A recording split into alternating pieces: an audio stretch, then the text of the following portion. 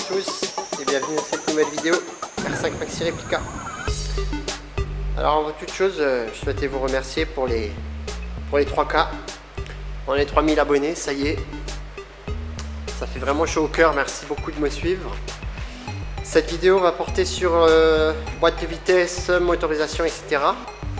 Donc on va démonter la boîte, checker l'embrayage, etc. Démontage du faisceau, etc. Et puis on va pouvoir placer le moteur sur le support adéquat pour pouvoir travailler à l'aise, quoi, hein. On va virer la grue et on va faire ça tranquille. Il y aura beaucoup de boulot de nettoyage, de démontage, etc. On va faire beaucoup de contrôle essentiellement. Le moteur va rester, je pense, dans l'état actuel pour les prochains mois, voire prochains mois. L'optimisation viendra certainement par la suite. Malheureusement, j'ai pas le budget pour faire d'optimisation moteur, mais ça va venir, voilà. Donc en attendant, je vais bosser un peu sur le moteur. Ça va me changer un peu de l'arceau qui est en cours, hein. Donc l'arceau qui est en cours, j'ai checké un peu tous les détails de l'arceau, etc. Comment j'allais procéder. J'ai démonté la croix, j'ai démonté pas mal de choses, voir les points à refaire, parce qu'il y a pas mal de choses à refaire que j'avais fait un peu à la hâte. Donc il y a pas mal de choses à faire à ce niveau-là. Et puis bon, tout ça, ça sera filmé bien évidemment. Donc voilà, il y aura énormément de châssis, renforts, etc. Bon, tout ça, je vais vous montrer par la suite. Donc aujourd'hui, on attaque, on va démonter la boîte. Je vous reprends tout à l'heure. C'est parti. Bon, et bien voilà. La boîte est déposée, ainsi que le volant moteur et l'embrayage. Donc comme c'était à prévoir, hein, la butée, elle n'a pas de jeu, mais elle est rongée. Le mécanisme, idem. Le mécanisme, il est un peu mangé, mais sans plus. Par contre, l'embrayage, il est raide, hein. Je vais vous prendre un gant et je vais vous montrer. Bon, l'embrayage, alors il faut que je me renseigne si sur ce type d'embrayage, normalement, on est censé avoir des rainures pour évacuer les poussières d'embrayage, etc., pour favoriser le refroidissement. Bon, là, clairement, il est lisse. Bon, parce que je sais pas si on va voir, mais au niveau des rivets, on est quand même très proche. Ici, vous avez les rivets, et bon, il reste plus grand chose. Et puis on peut voir que l'embrayage, il a quand même chauffé. Bon, alors, vous allez me dire 230 000 km. Je pense que c'est l'embrayage d'origine. Et bizarrement, le volant moteur, il a l'air quand même assez propre, malgré qu'il a des grosses traces de points de chauffe, des points de chauffe un peu à droite et à gauche. Mais bon, vu comment on l'a un peu maltraité, bon, les peu que j'ai roulé avec, mais peut-être l'ancien propriétaire, allez savoir.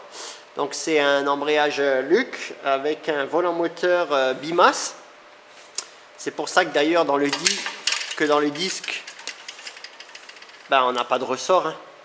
En fait, c'est le volant moteur qui bouge, hein. Donc c'est un volant moteur bimasse.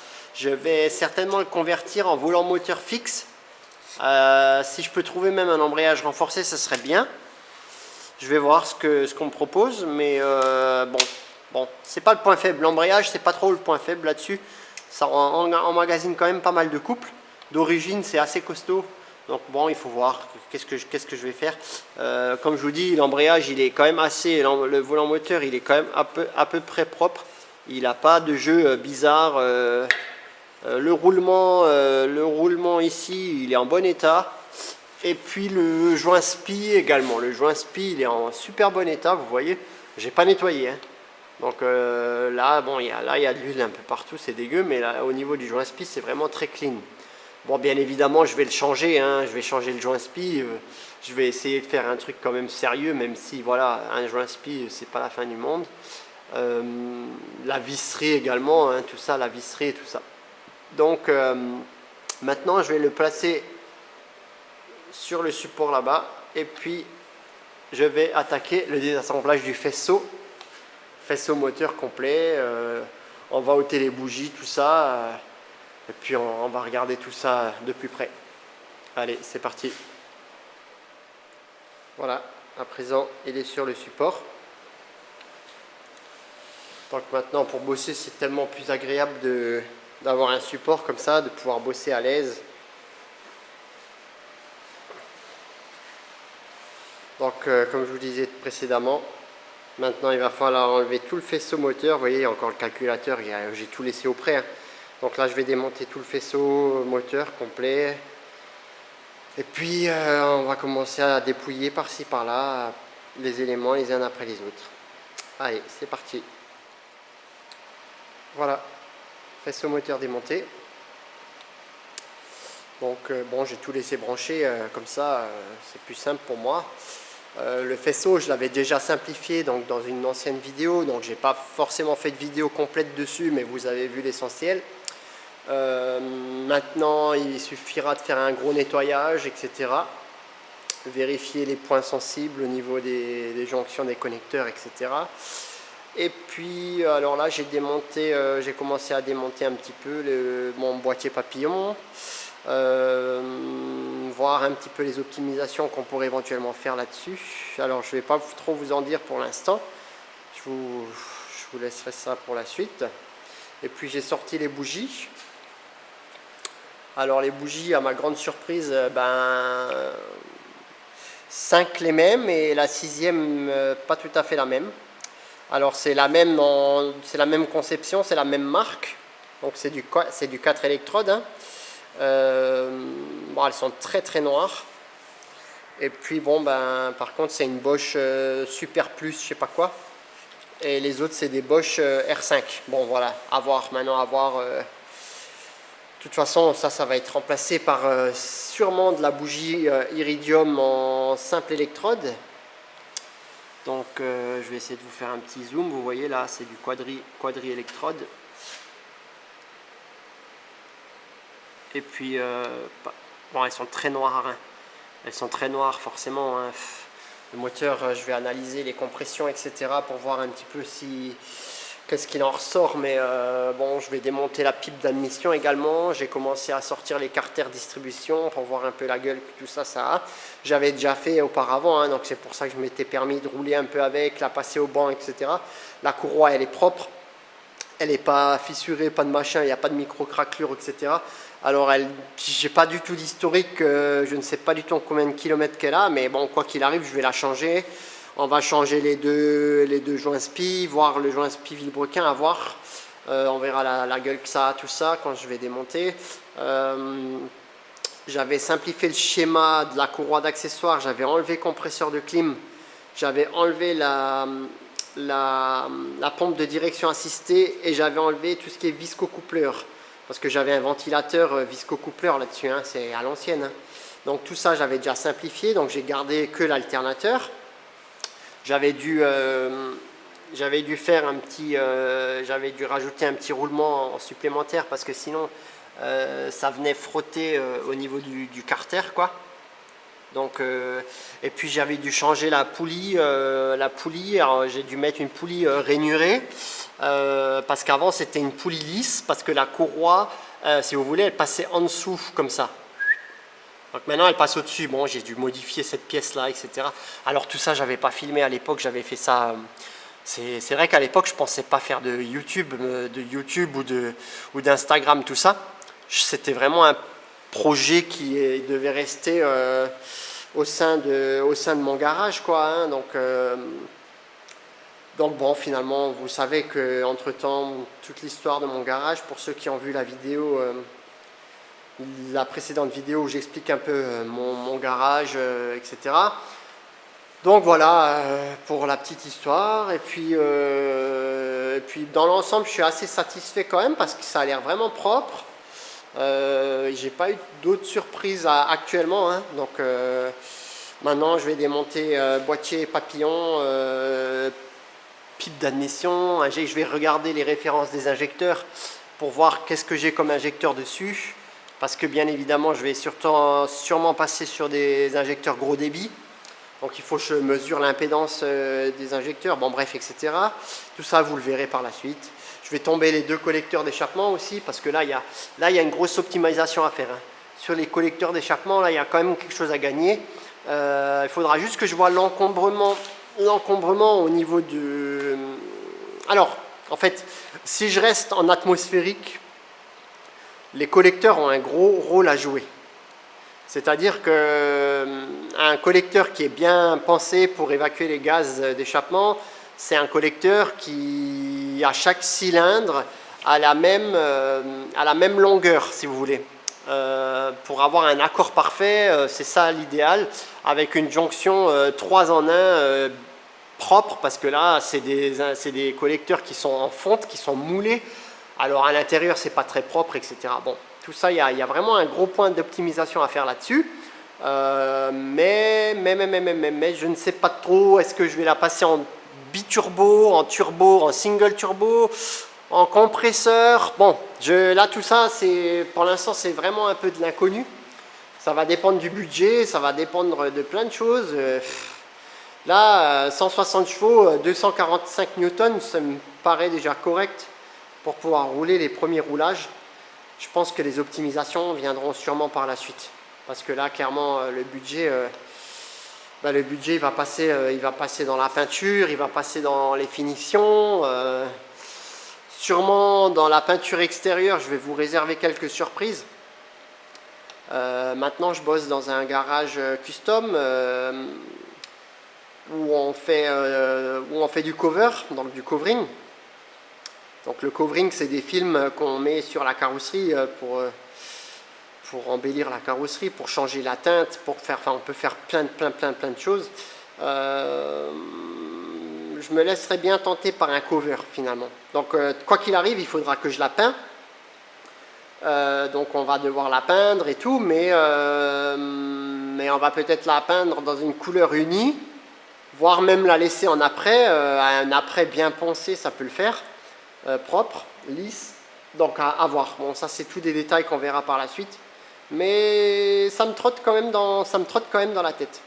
Ça me trotte quand même dans la tête parce que le cover, contrairement à la peinture, ben, c'est assez rapide, malgré que le kit carrosserie il est un peu merdique, hein. Il y aura pas mal de raccords à faire, etc. Mais bon, là je vous dis quelque chose, mais je suis pas sûr d'aller à... On verra. Parce que c'est vrai que la Maxi, elle a quand même des couleurs... alors moi je veux garder l'esprit Ragnotti comme celle-ci en Philips, donc bleu, rouge, etc.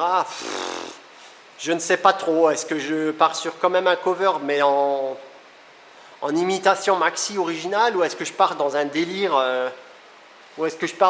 artistique en faisant vraiment un truc un peu hors du commun. Je ne sais pas. Je m'interroge beaucoup là-dessus. Vous pouvez vous lâcher dans les commentaires. Dites-moi ce que vous en pensez. Est-ce que ça vous plairait de voir... Alors un cover sur une R5 Maxi, je crois que je serai le premier à faire ça. Hein. Clairement, hein, on est d'accord. Parce que on va être franc, les 5 Maxi, c'est des voitures qui ont été produites à très peu d'exemplaires. Pour le peu qui reste en circulation, bah, clairement, hein, c'est de la peinture. Hein. En tout cas, à ma connaissance, j'ai jamais vu une R5 Maxi avec du cover. Bon, bref. Donc, je me laisserai bien tenter quand même par un délire artistique. J'en sais rien. Dites-moi dans les commentaires, qu'est-ce que vous pensez? Est-ce que je dois garder l'esprit original de la Maxi? Parce que c'est quand même une voiture qui est mythique. On va pas se mentir. Hein. C'est une voiture mythique. Il y en a très peu en circulation. Et le peu qu'il y a encore en circulation, ben, les mecs, ils font peut-être 1 ou 2 meetings avec. Et puis voilà, ils roulent très peu avec. Il y a eu beaucoup de répliques. Comme ben, la mienne. Hein. La mienne, c'est une réplique. Alors dans les répliques, on peut avoir un peu la fantaisie de faire ce qu'on veut. Hein. Donc je sais pas trop, je me tâte vraiment. Dites-moi dans les commentaires, ça me ferait vraiment plaisir d'avoir votre avis là-dessus. Est-ce que je dénaturerai pas le mythe en faisant un truc tuning, entre guillemets, si je peux me permettre, même si c'est pas du tuning, hein, mais il y a des gens qui vont dire ouais, c'est du tuning. Bon bref, les avis, les goûts et les couleurs, c'est toujours assez complexe. Les goûts et les couleurs, c'est vraiment toujours quelque chose de compliqué. Hein. Donc je sais pas trop, dites-moi ce que vous en pensez, parce que déjà que le moteur, Bah, vous le voyez, hein, c'est un moteur de Audi V6 qui n'a strictement rien à faire dans une Renault. Hein. Mais bon, moi j'ai voulu faire ce projet-là atypique pour ça. Est-ce que je vais vraiment jusqu'au bout du truc et je me dis, allez, unique pour unique, je claque un cover de la mort avec des couleurs de fou. Bon, je sais pas, je sais pas. Déjà qu'elle sera vraiment incroyable. Est-ce que je vais vraiment jusqu'au bout du truc, hein, faire un truc un peu encore plus incroyable?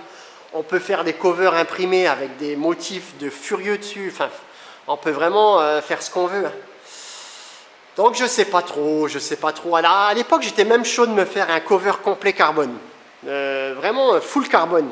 Mais bon, finalement, full carbone, je suis pas sûr que ça rendrait vraiment bien. Et puis pour la jonction des raccords, c'est assez technique à faire, donc je ne pourrais pas le faire moi-même, hein, bien sûr. Moi, ça, je suis pas vraiment, c'est pas trop mon domaine. Donc bon, je sais pas. Dites-moi dans les commentaires, ça me ferait vraiment plaisir d'avoir votre avis. Et puis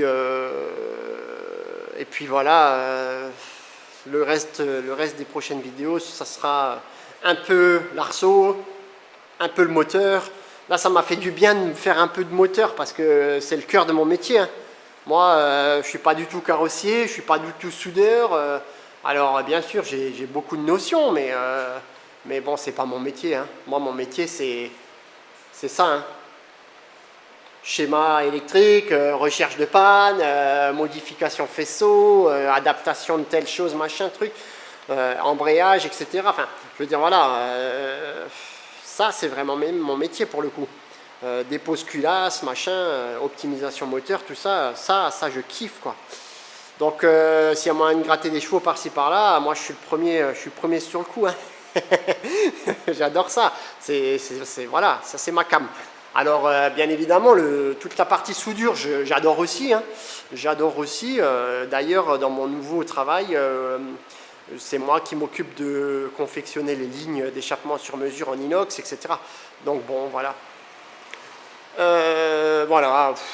Dites-moi un petit peu dans les commentaires, qu'est-ce que vous en pensez. D'ailleurs, à ce propos, j'ai viré la croix là en haut parce que je vais certainement démonter une partie de l'arceau avant de le souder pour pouvoir atteindre des zones un peu sensibles qui ont besoin d'être soudées avant toutes les croix, tous les machins là, bon, bref, vous verrez, je vous ferai une vidéo de toute façon dédiée à la soudure de l'arceau. Alors une ou deux vidéos, j'en sais rien, on verra le temps que ça va me prendre. Et bon voilà. Sur ce, cette vidéo s'achève ici. Moi je vous souhaite à tous une belle soirée ou une belle journée. Je vous dis à bientôt. Petit like, petit pouce bleu, petit commentaire qui fait plaisir. Continuez à me soutenir, ça fait vraiment du bien. Au moral, ça fait vraiment du bien. Je sais pas comment vous dire ça, mais il y a des jours où j'ai pas trop envie d'aller au boulot, machin. Il y a des jours où j'ai pas trop envie de charbonner. Je me dis, punaise, il fait froid et tout. Le prix de l'électricité, il cesse d'augmenter actuellement. C'est une catastrophe. Donc, tout ce qui est partie soudure, bah, ça va me coûter un bras. Hein. La partie chauffage, ça me coûte un bras, donc j'ai des convecteurs électriques là qui me coûtent une fortune en chauffage et qui chauffent pas grand chose. Mais bon, voilà, on va pas se plaindre. J'ai 10 degrés dans l'atelier. 10 degrés dans l'atelier, je vous dis, il y en a beaucoup qui rêveraient d'avoir un atelier comme ça avec 10 degrés à l'intérieur, alors que dehors il fait moins 2. Hein. Là aujourd'hui, dehors il fait moins 2. Hein. Donc bon, bref, on va pas se plaindre. On est quand même motivé. Vous voyez, je bosse, il est tard. Là, il est de nouveau, voilà, il est de nouveau 11h moins quart, hein, le temps que je rentre, que je me douche, machin et tout, ben voilà. C'est un sacrifice, c'est de la fatigue, mais ça vaudra la peine. Je vous assure que ça en vaudra vraiment la peine. Allez, continuez à me soutenir, ça fait du bien au moral. Vous êtes encore trop nombreux à regarder mes vidéos sans être abonnés. Pourtant, c'est simple, hein. Vous cliquez sur la petite croix, s'abonner à la chaîne, la petite cloche pour avoir les notifications quand je sors des nouvelles vidéos. Ben voilà, ça ne mange pas de pain, c'est gratuit. Moi, ça me fait plaisir. J'ai plus de référencement, mes vidéos seront plus visibles. Et on avance tout doucement, on avance quoi. C'est cool. Alors, j'ai pas du tout la prétention de devenir youtubeur, de trucs, de machin. Hein. Moi, j'ai mon métier qui me plaît. Voilà, moi, je fais ça, c'est ma passion hein, avant tout. Hein. C'est pour vous faire partager. Pour vraiment vous faire partager cette passion. c'est un projet qui est quand même unique. Enfin, je le pense, il y a peut-être des autres projets dans le monde. Alors d'ailleurs, il y a d'autres projets dans le monde qui sont incroyables, hein. Moi, je suis un petit joueur à côté de certains. Je fais avec mes petits moyens modestes. Mais bon, voilà. Ça me remonte le moral quand je suis un peu coup de mou là, fatigué. Allez, je lis 2-3 commentaires, je me chauffe et je reviens au garage et je suis motivé, quoi. Allez, sur ce, je vous dis à très bientôt. Bye bye, ciao.